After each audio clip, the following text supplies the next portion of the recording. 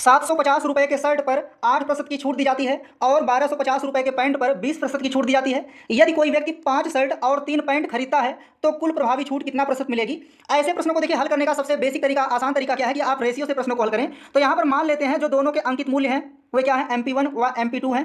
तो यहाँ पर देखिए यदि एक शर्ट का जो MP है 750 है तो यहाँ पर 5 शर्ट लेगा तो कितना हो जाएगा, 750 गुणे कितना, 5 हो जाएगा।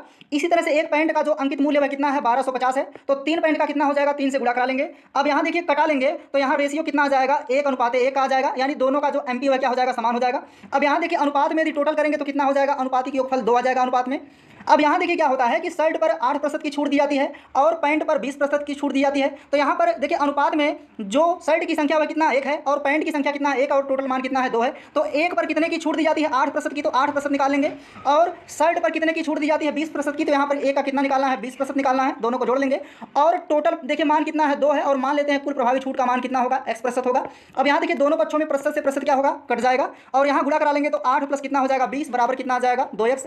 हल कर लेंगे तो 2x बराबर 20, 8 कितना होगा, 28 हो जाएगा। अब कटा लेंगे तो x बराबर कितना हो जाएगा, 14% होगा। इसलिए कुल प्रभावी छूट का मान 14% आएगा। अतः यहाँ पर आंसर ऑप्शन सी सही हो जाएगा।